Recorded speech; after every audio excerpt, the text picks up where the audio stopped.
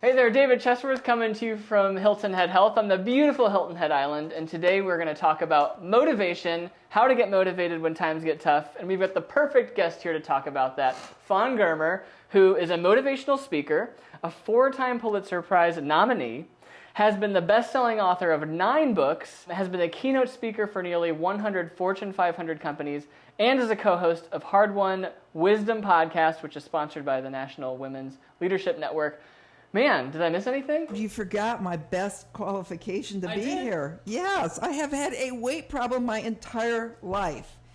And I am someone who loves Hilton Head Health more than anyone else because it has been with me for decades. If you've never been to Hilton Head, you get the sign on the interstate that says how far to Hilton Head Island, and there's kind of this panic. Now, once you're off the highway, it is a ways before you get to Hilton Head Health. But when I saw that sign, I looked at Rebecca and I famously said, "Give me that pork." We had to do one last binge, right?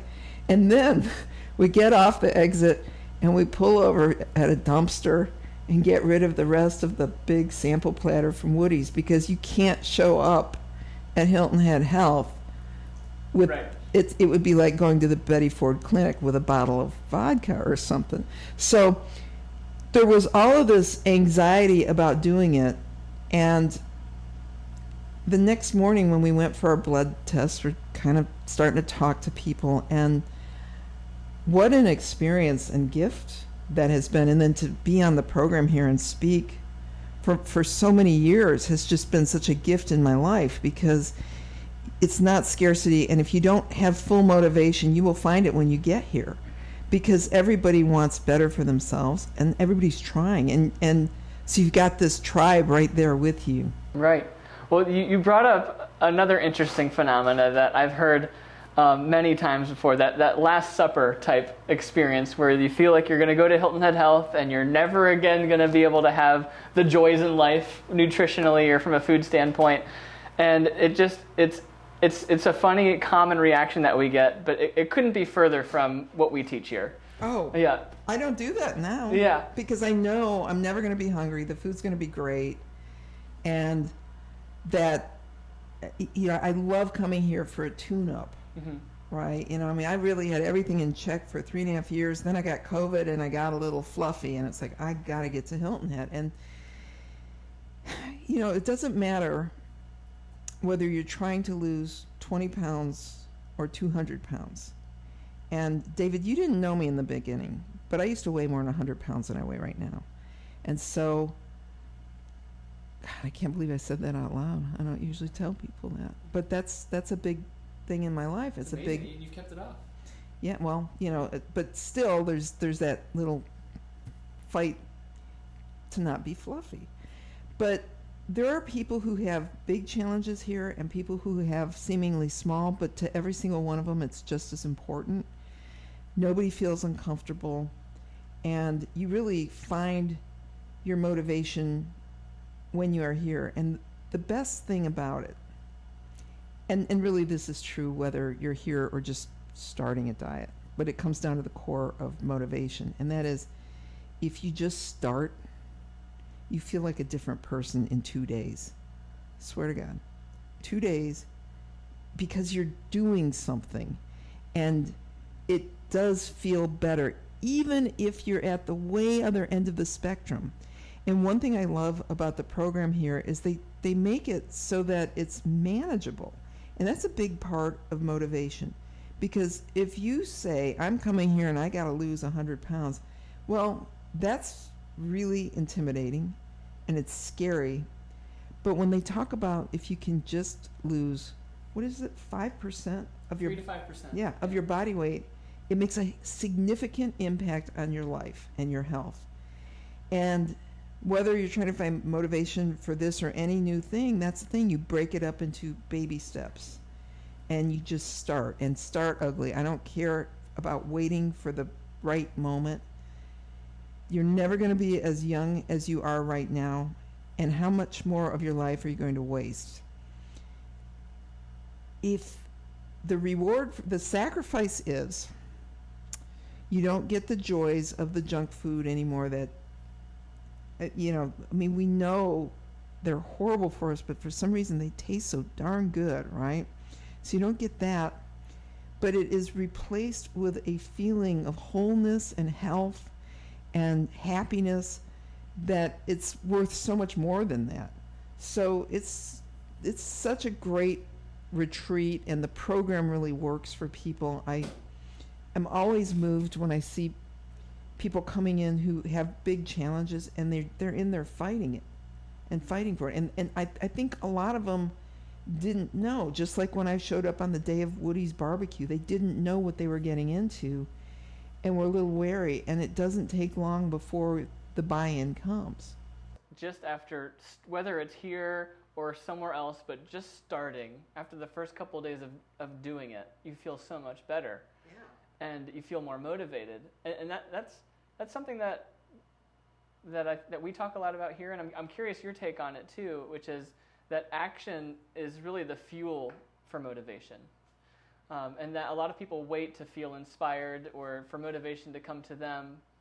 But I really love how you articulated it. Sometimes you just got to start ugly and make that first action and kind of court and go after the motivation. Yeah. And it's one step at a time. Life is a real interesting walk, isn't it? And when you think you've got it figured out, something happens to shake it all up and remind you that you don't. And one of the things I have learned is that it all comes down to your ability to just take the next step and the next step. And that's metaphorically and physically. I had a really bad year in 2013. I lost both of my parents 3 months apart and had an end of a relationship, and bought this move-in ready house that was just a disaster on the budget, right? Wow. And so it's all happening at once, and at the end of the year of grief, I was still depressed, and I wanted to get my way out of it. And so what I ended up doing was walking, and I started at the southernmost beach in my county in Florida, and I live in Pinellas County, which is everything from St. Pete to Tarpon Springs, so St. Pete, Clearwater. And I started the southernmost beach, and every day walked 7 to 13 miles a day, put my bike at the end, and then would walk to my bike to the car, and the next day pick up right where I left off until I had done 70 miles. I even kayaked out to some remote islands to walk, took a ferry out to an island, and a friend dropped me by boat on an island. And the reason this story is relevant, I know you're wondering when she's getting to the point, is this. I got these feet, and they're huge feet, and they aren't. Now, I love my feet because they get me where I need to go. Love that. Right. Yeah. But they hurt when I'm going a long way. And so now you understand my point here, is that just like when I would feel the pain in my feet, sometimes there are going to be moments when you feel like you can't go any further. And what I learned by walking long distances, which I still do, is if I just take the next step and the next, if you do it one step at a time, you get where you need to go. But when you are thinking, oh my God, I've got miles before I'm ever going to reach it, you can't get there. So if your motivation is, I've got to complete this, and you're only focused on the end, you miss the magic and the opportunity of the moment, which is it is much more manageable one little step at a time. So you're doing it today. You're going to do today. And then when it gets bad, you just get back to it and take it a little bit at a time. I was just about to ask that. I was going to ask, what happens if you trip and you feel like you've taken a few steps backwards? You just said you just get back up and do it again. How do you motivate yourself to do that if you feel really, if you just feel like, how do you do it? I am going to quote a very famous guru. His name is Bob Wright, and he is the heart of Hilton Head Health, and he's been here since the very first time I came here. And Bob once said, if you're on vacation and you make the wrong turn, you don't just turn the car around and go home. You just find the right road and get back on it, right? Right. And I just always have to remember that, is that, yeah, I got off the path all I got to do is find it again and start going. I don't have to start over. And honestly, whether it's weight loss or any significant change in your life, it's not a clear path. It involves obstacles and wins and losses. And one thing that they certainly teach us here is that the scale may not reflect what you're doing. Now, how many people have blown a program because they should have lost weight and didn't, and they got discouraged? Too many times. Right. I mean, it's like, oh my God, I thought I was going to lose 5 pounds this week, and I gained a pound. And your body just doesn't do it according to your dreams and desires, and you have to be ready for that. And so I have a list of things that we were told to write down, that we feel when we're losing weight that have nothing to do with the number on the scale, and it's posted above my scale.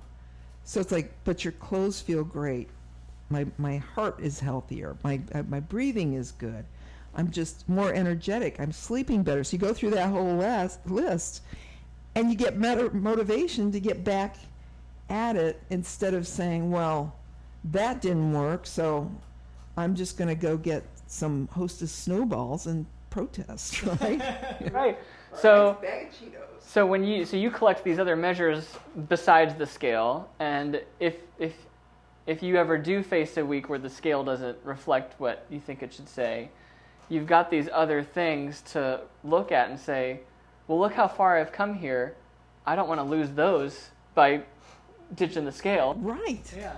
And sometimes, and I've learned this too, you can really con yourself, because you might cheat a little, and then you get on the scale and, boy, pull that one off, and then my clothes still feel good, right? And so I'll just do it this week. Well, and then it's getting toward the holidays, right? And you keep doing it. And that is how you suddenly gain 20 pounds. And once you've gained 20 pounds, you're so mad at yourself and so depressed, then you get 10 more and 10 more and 10 more. I have lived this challenge my entire life, right? It's so easy to get discouraged and go crazy. And for me, I just am very vigilant about weighing in, but not letting the scale own me. It's like if after 2 weeks I'm getting bad numbers that I'm not expecting, then I'm probably not doing something right. So it sounds like you've adopted a healthy relationship with the scale, and that it's just another measure. It's a data point that informs you, and if you notice it's starting to go outside of a boundary, it's kind of a wake-up call for you. Well, and I have to have that healthy relationship with it. I mean, they have smart scales now, and believe me, the big thing is don't be obsessed with the scale, but the thing that has been the best to keep me within range, right? I mean, I have, I think, 5 weeks of hard work here that I got to do, and I'll be right where I want to be. But the thing that has kept me from having to spend a year doing it is that I have a smart scale, and I tell myself, I don't care what I'm eating, I'm going to get on it every single day. And it logs all the numbers in my phone, and sometimes I don't want to see that number. I mean, it's just, sometimes it's horrific. But it's not 20 pounds or 30. So I'm in much greater control because of it. So did you always have a healthy relationship with the scale? No. How did you get to that point? Because what I used to do was I would weigh myself, and then I would go by how my clothes fit. And clothes will work with you for a while, even when you're gaining weight. And then you'd be like, oh, where did that come from? And I knew for a long time people said, don't weigh yourself every day. But, it just works best for me to do that. And before, when I wasn't doing it, it would be like, oh, my God, where did this 20 pounds come from? And then here's a meltdown.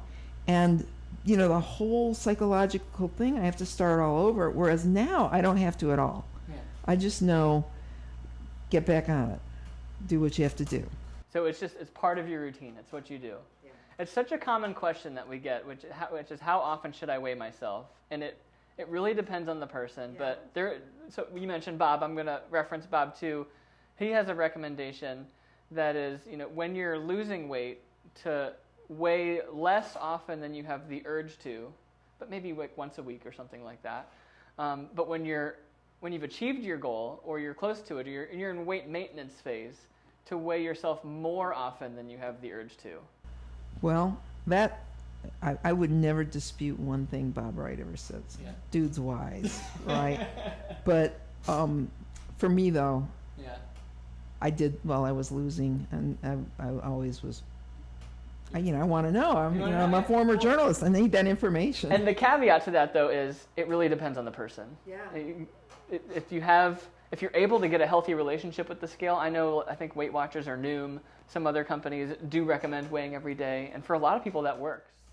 Well, it was interesting that when I really started watching it, I got that scale right at the beginning of 2020, and so everybody else was gaining weight during COVID, and I was losing, and that when I got bored, I live by myself. You would think that somebody who lives by themselves is going to be more prone to binge eating because there's nothing to do and nothing going on.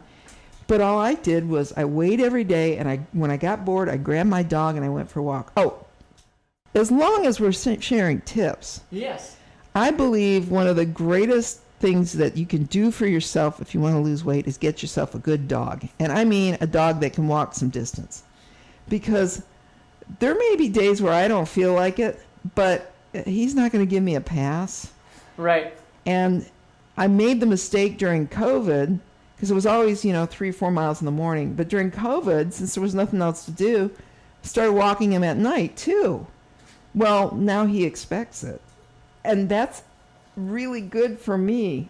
Oh, yeah. So, y'all don't need to be walking 8 miles a day, but a dog forces you to get out there, get some fresh air, and it's really good for your morale. And and if we are going to talk about the motivation for exercise, okay, some of you may not like exercise. I'm one of the people who earlier in my life didn't exercise at all, but about age 20 I realized I kind of enjoyed it. And so for me to have time to be a Hilton Head and spend all day every day just working out, that's a gift.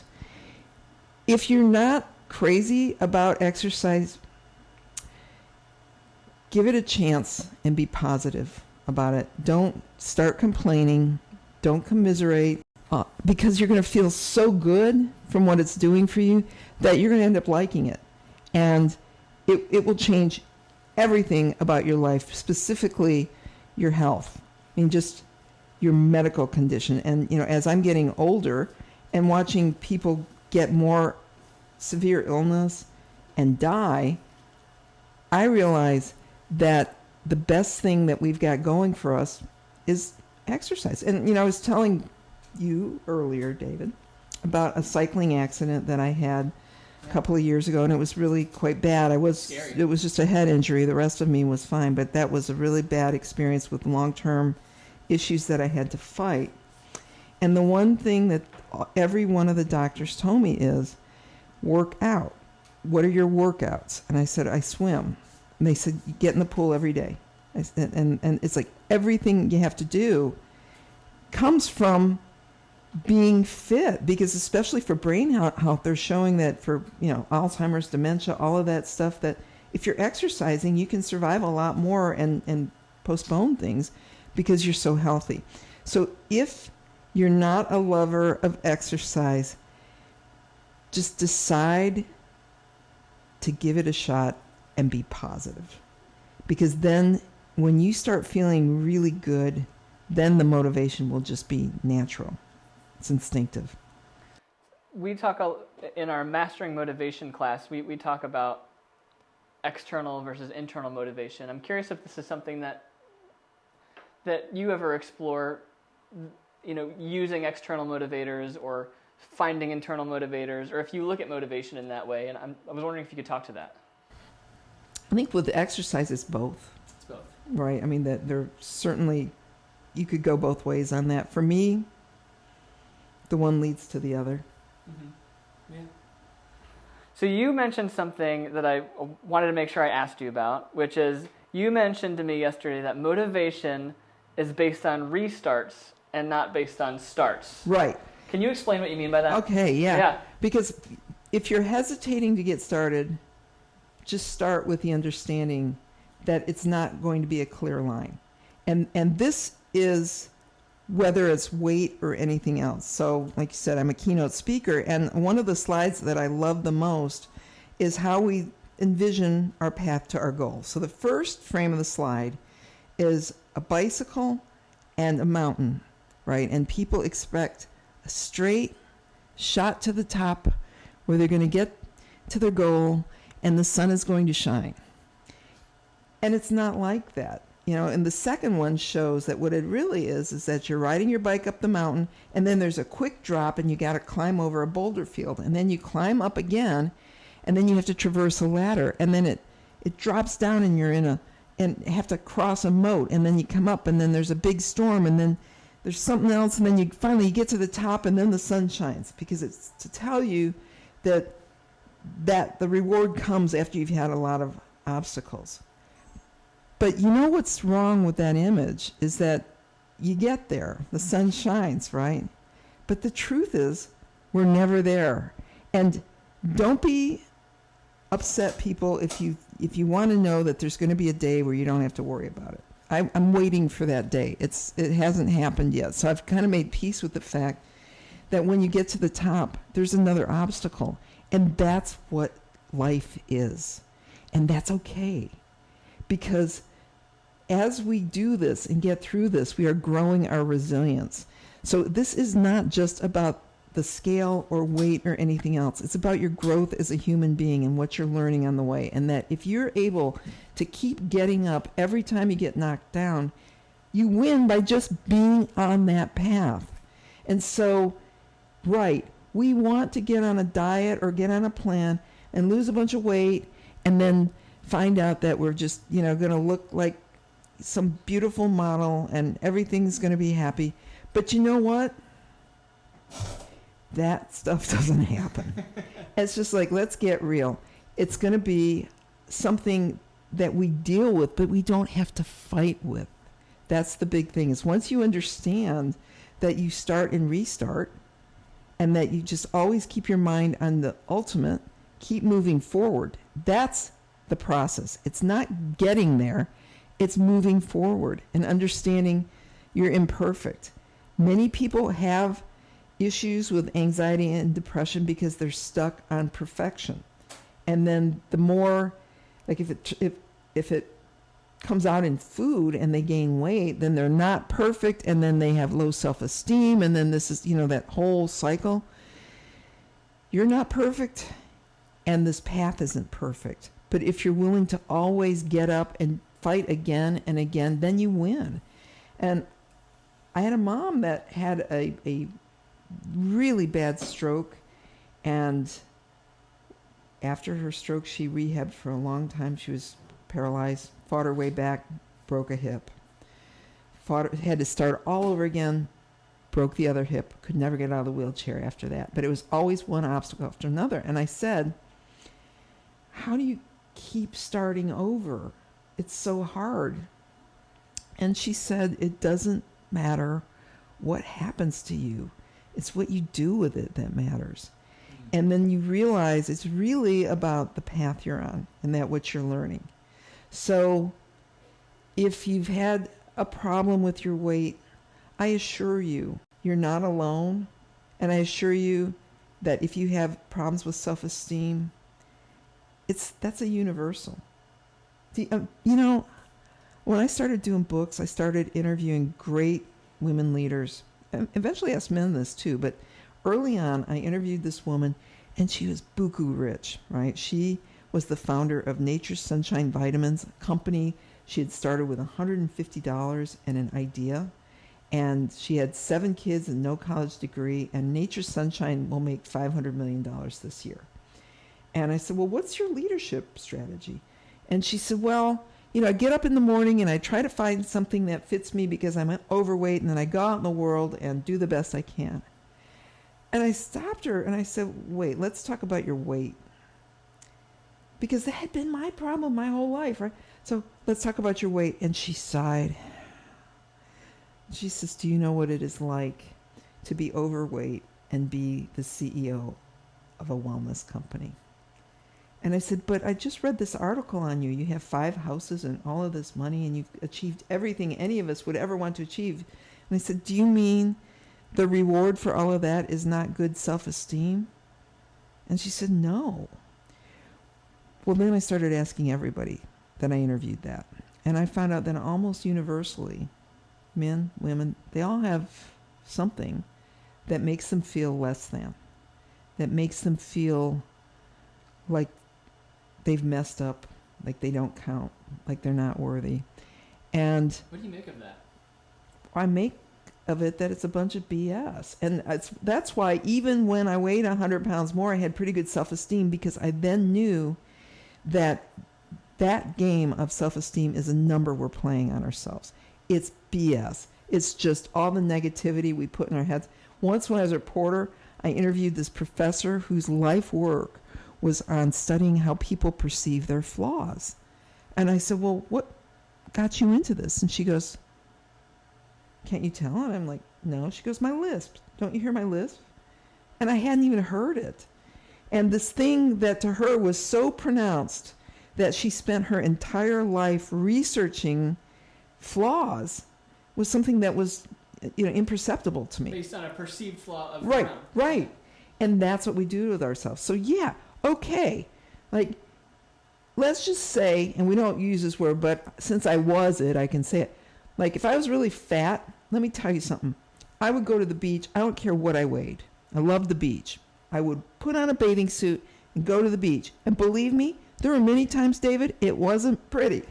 I know we're not supposed to say the word fat, but I was fat. I was really fat. And let me tell you something. Fat people are allowed to go to the beach too. And I went to the beach all the time because I loved the beach. And I knew that there would be a lot of people who would see me and go, wow, look at that fat lady on the beach. And you know what I figured? If they think about that for a minute, okay, because I'm fat. But if they think about it for any more than a minute, they're the one with a problem. And that's when I began to forgive myself, right? And so, for those of you who are listening, you're fine. And let me tell you this one. My best friend was overweight, and she was always complaining about being too fat. And because of her weight, she had giant breasts. So she complained about being fat and having these great big boobs. And then she got breast cancer. And it was not caught early.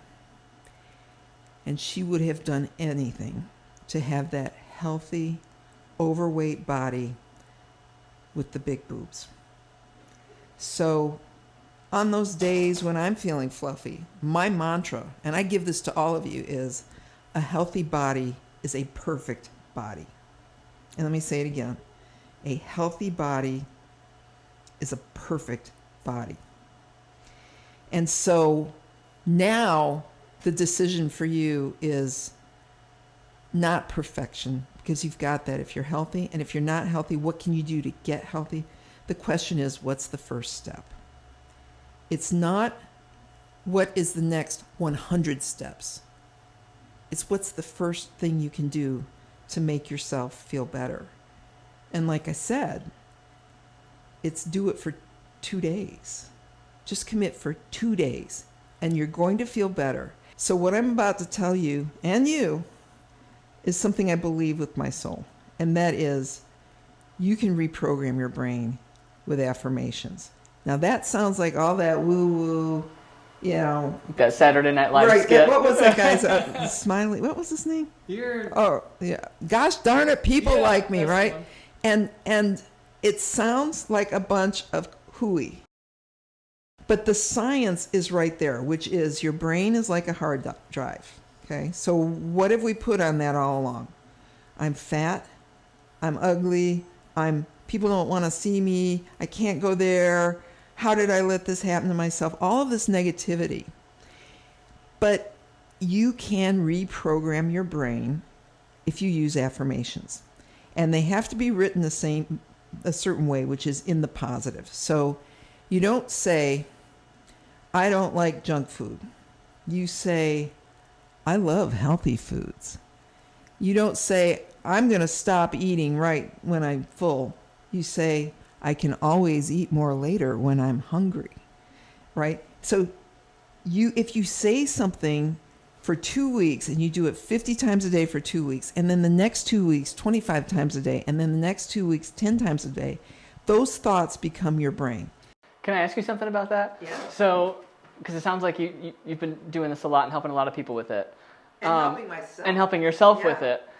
How important is it that you believe the affirmation? So, like, if it feels like you're lying to yourself versus... That is the question. Yeah, that's the question. Like, will it still make a difference if you just 100% don't believe it? Right. So, the one thing... let me finish on that. So you do 50 times a day for 2 weeks, 25 times a day for 2 weeks, 10 times a day for 2 weeks. And then when the negativity creeps back in because it's been there longer than the positivity, then you start and you do it again a little more. Okay. You do have to be receptive to it. But studies have shown that people who do this for weight loss and self-esteem have improvements and lose weight without even changing their behavior if they do it right. Okay, and they studies have shown that. So without I think intentionally changing their behavior, is it like right but I think if they're saying it like that, on some level they're open to it. Right. But, and here's the but, and I'm going to do it from experience because I told you I had that horrific year when everybody died. Yes. You know, you lose 2 parents in 3 months, but I knew I had the magic of affirmations, so I immediately wrote affirmations for grief so that I wouldn't have to go through it so much. Right? And it was, I can do this by myself. I was loved by my parents. I'm healing. Every day I'm feeling stronger. And I wasn't up to it. I just didn't believe it. Grief has to own you for a certain... Grief is bigger than anything. Okay? So I had to acknowledge that. But there was one thing I said that was an affirmation that really got me through that year. And it's this line in a song, and David, you're too young to know this song, but it's this group Chicago, and the song went, and I know some of you will know this, it would say, knowing that you would have wanted it this way, I do believe I'm feeling stronger every day. And I bet you I said that thousands of times. Because it was my way of communicating that to my parents and beginning the healing. And I believe that led me to doing it. I think ultimately I did a good job of grieving. But I had to learn you can't skip it. Now, when it comes to using these for self-esteem, what do you think is going to be better for your brain? I am fat and nobody likes me, or I am beautiful and people want to be around me? Well, the positive one is what I would say. Right. And so, and the one thing about being at H3, which if you're not familiar, H3, Hilton Head Health, okay. Thank you My for that. favorite place, right. But the thing about that is that when you are around people who are so accepting of you, and this is your tribe, you're going to be with people who are going to bring you like this. And you're going to change their lives and they're going to change yours. And when you're with them, then it is easier to understand you are worthy and that you're on a path towards strong self-esteem. Do affirmations make up for the need for therapy? No. But with therapy, what a partnership, right? So it's like, you know, I don't want to tell people you can avoid depression if you just say these things. Well, clinical depression is a real thing. And so I'm always careful in teaching that. But, you know, there's different kind of depression. And situational depression is what I had from losing my parents. And it absolutely, you know, the walking, got me through. That's powerful. So you were able to find the song lyric, really, which connected with you. It resonated with you. And it was almost like your gateway to go through grief and then get back into affirmations. Yeah. Oh, yeah. And then I did. Yeah. Right. But I think I don't know if with one death it would be easier. I don't know. But for me, a year was the mark. And then at a year I was able to say, okay, you need to either get medicated or do something. And that is when I started that beach walk, because I thought, okay, I got to take my power over this. And by walking and walking and walking, I healed. And by the end of that 70 miles, I saw myself in the mirror again. And if you're not seeing your best self when you look in the mirror, that person is right there in front of you. You may not think you look great. I know somebody who has a picture on LinkedIn from when she was in college, and she's 70 years old because she hates how much she looks so much. It's not, I mean, this is your life. You're a good person no matter what you look like, right? Bet on yourself. You're enough. And now just take that first step to doing one thing and then the next and then the next. And you're going to be healthy, and give yourself permission to be happy. And when you do that, then you have permission to love yourself unconditionally, because you're fine. You're fine. Don't buy into that negative, because that is a lie. It's really like a fascinating paradox that when you, for people who feel like they're not enough, they find it really challenging to change. But for people who do love themselves and accept themselves, they feel that they're enough, and yet they want to get better still. And they want to take care of themselves because they love themselves. Yeah. And, I feel like as far as life, like I've been running a scam, because I've had two careers, first as a journalist and then as a speaker and an author. And my work has been fun every day of my life, right? I mean, it's just been fun. And then I've lived a life such that I've prioritized time over, workaholism. So I've had more fun than anybody I know. And, I'm a big kayaker, and I'm just always, sunset looks good, I'm going to do that. And it doesn't matter where you are on this journey, you can be happy today. Every day is 24 hours that you can fill with goodness. We all have obligations, we have stresses, but we only have this day, and then tomorrow, and then the next. And then at some point, we run out of days. So for me, I made a conscious decision back in my 20s that I was going to live every day as fun as I could live it.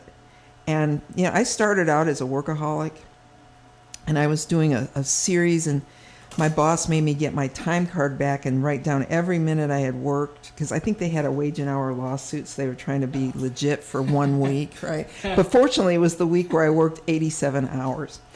And I went and I had to get my time card. And David, that was when you had to do it on paper, right? Oddly enough, when I first started at Hilton Head Health, a few of our part-timers were still using time cards. Okay, so I had to get my time card from this woman who was the assistant to the managing editor, and I got it, and I wrote it all down. And she looked at it and she goes, "Gee, Fawn, is it even worth it?" So I'm 24 years old, and I thought, it's not. It's like I knew then that I would still work hard some weeks like that, but I wouldn't take the overtime. I'd take the comp time, because time is everything. And so if you are losing time to feeling bad about yourself and less than, all you have to do is take the first step. And, if you're not used to an exercise regimen, one thing I did years ago was tell myself that all I had to do was put my shoes on and walk to the end of the driveway. And if I wanted to come back in, I could. But I had to be out there dressed to go. But other than that, I could come back without guilt. I've known people who were multi-millionaires, and they're the most miserable people I know, right? And I've made a good living in my life. And if I had worked harder, I could have made better, right? But I always prioritized life. For me, having a mom who had a stroke at 66 when I was in my early 30s, that made me realize life is perishable and that you don't know what's coming, so you better do it now. And so I've lived very large. And I think that's one thing that I learned at H3 a long time ago, was that it doesn't matter if you are in your 20s, 30s, 40s, 50s, 60s, 70s, 80s. I have seen some people who are real seniors coming and changing their lives because it's possible. Your body is willing to do that for you. Just give it a little chance. My last question for you is, if you could give just one tip around motivation, what would that be? Forgive yourself when you're not perfect, because nobody's perfect. If it doesn't go the way you expect, just try again tomorrow. One more step, the next step, and the next, and you get where you need to go. So why is it that you love Hilton Head so much? Why do you keep coming back? Well, not just because of you and H3, which is, such a game changer for me, but it's the environment. And this is a lesson for all of you. I get up for sunrise. I am someone who appreciates sleeping in more than any of you, but I force myself to get up for sunrise every day I'm here because I live on the west coast of Florida. They have the best sunrises here. I never want to get up for them, and I've never once regretted them. And that is a gift to yourself, is to get up early, watch the sun come up, and start your day with happiness. Love that. I still pinch myself that I live in Hilton Head. It's just so beautiful here. Yeah. So how can people stay connected with you? If they want to continue to be inspired by you, be motivated by you, how can they find you? Well, you can, my website, fawngermer.com, my Facebook page, and I'm on LinkedIn, I'm on all of those things, but really I'm on Facebook. Find my personal one, because that's the fun one, and that's the one I pay most attention to, because I'm not crazy for social media like some people. I just like to go play and show people that I took a pretty sunrise picture. I love watching your kayaking pictures and videos and swimming with the manatees. Yeah. What fun is that? Yeah. And you have a podcast? I do. And people can find that? That's everywhere: Spotify, Apple, Amazon, all of them. So that's called the Hard Won Wisdom Podcast, and that is a good dose of inspiration, fun, and wisdom for everybody. Well, Fawn, this has been amazing. You are full of, as your podcast name suggests, you're full of wisdom and stories and inspiration. So I can't thank you enough for joining us today, and hopefully we'll have you get on again sometime. Yay, I would love that. Cool. And if you found this helpful back home, if you want to see more videos like this, please send us messages. Tell us what you want to hear about. Tell us what you want to learn about. We are ultimately here for you. This is for you, so let us know what you want to see from us. So we'll see you next time.